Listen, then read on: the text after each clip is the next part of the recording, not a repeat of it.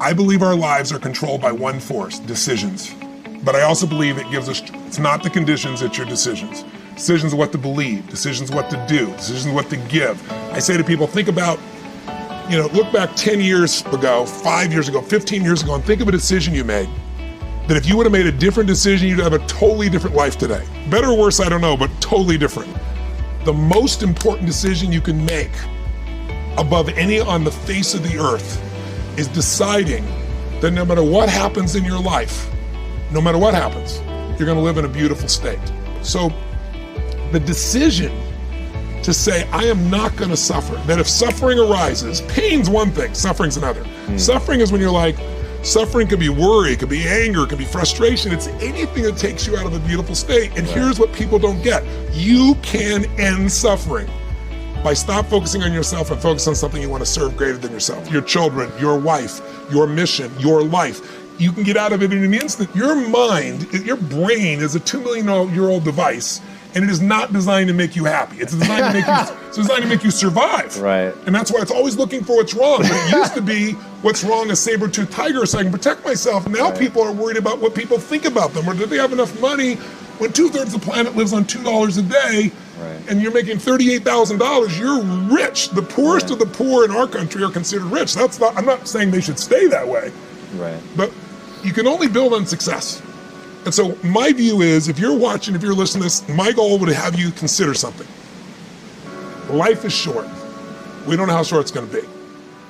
But if you only had a week to live, I bet you wouldn't allow yourself to suffer over a little crap that makes you crazy normally. I think you would probably spend time with those you love, you would do what you love, you'd take awe in a sunset, you'd smell the air, you would take in everything in those final moments that you possibly do. So my thing is, why wait? Right. Why wait? Why not just decide that if I start to suffer, I know the solution, because suffering is me obsessing about me.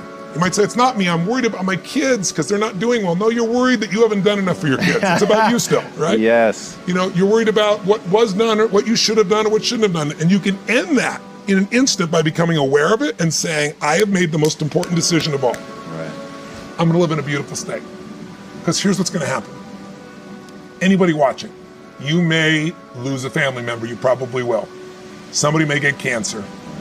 Your business the government might change the rules. They might change things radically that you can't even do anything about it. You might go bankrupt. You might get divorced. I'm not saying anybody will, but no one knows what's gonna really happen in your life. Life's full of uncertainty, but here's what you can know. You can decide that no matter what happens, you could have a great time. Experience finding joy in the middle of Auschwitz. Then human beings have a capacity they've undersold themselves on.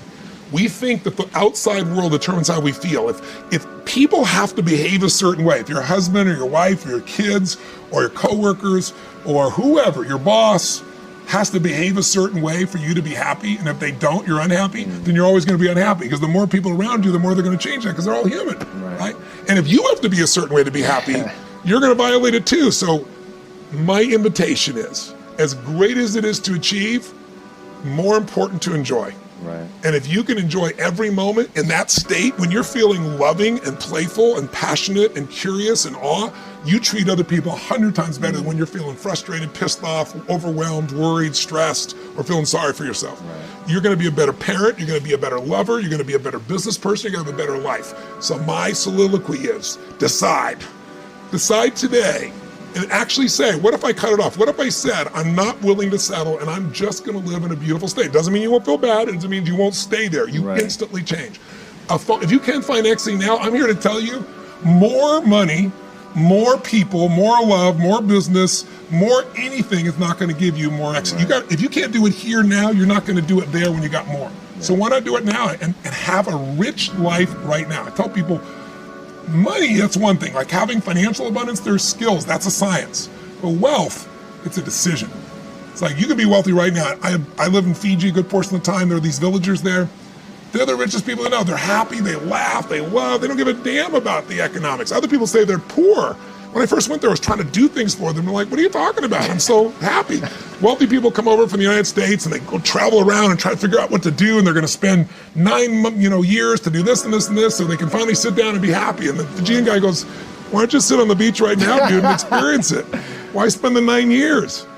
Why not have it now? That's my invitation. Why not have it now?